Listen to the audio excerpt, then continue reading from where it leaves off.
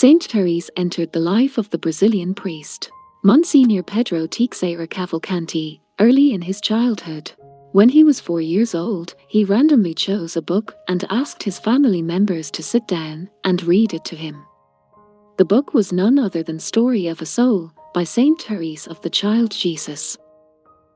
From then on, his admiration for and interest in the story of the French Carmelite only increased. In fact, Monsignor Pedro has written several works about the saint's life and message. But there are two particularly interesting and providential events in his path of getting to know Saint Thérèse. A special gift from Saint Thérèse.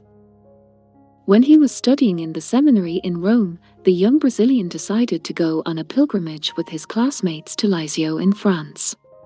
There he visited Les Bissonnets, a home where the Martin family lived, and visited the Carmel where Saint Thérèse lived from the ages of 14 to 24.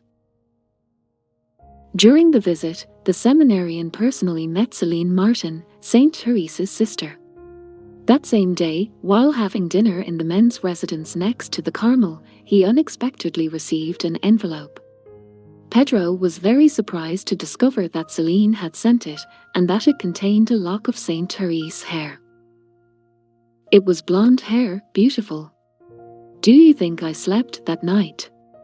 I was so delighted, so happy. Imagine, I had Saint Thérèse's hair given to me by Céline. I read so many things about Céline and Thérèse. I was so happy, so satisfied that I don't even know if I continued eating dinner, said Monsignor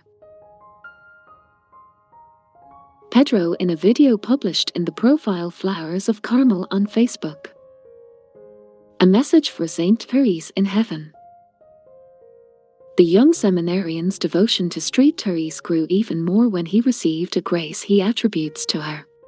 When the date for the ordination of the class in which he studied was approaching, Teixeira was informed that he could not be ordained because he was not yet 24 years old, the age required by canon law for ordination. He was disconcerted by this information.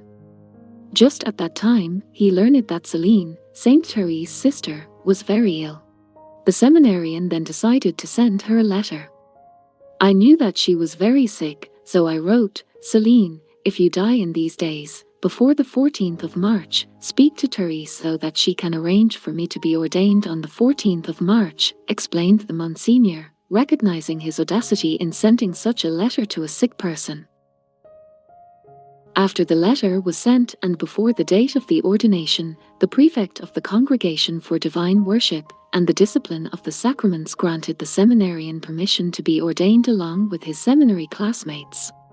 Sometime after this great news, Pedro learned that Céline had died one day before he received the cardinal's permission to be ordained, on February 25, 1959.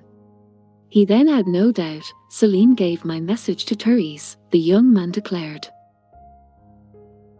Yes, Pedro was ordained with his classmates, and today, at the age of 87, he can look back on 64 years of priesthood. Monsignor Pedro serves in the Divine Holy Spirit Parish in the Brazilian coastal city of Maceió. A fervent devotee of Saint Thérèse and a great researcher on the message left by the little flower, he has written books on the Carmelite saint. And what moves so much devotion? Monsignor Pedro answers, Saint Thérèse is the gospel in the most human, simple, and beautiful form. It's the path of Jesus with Mary to the Father, in the strength and power of the Holy Spirit. I'm a priest, fruit of God's mercy, with the intercession of Mary Most Holy and Saint Thérèse.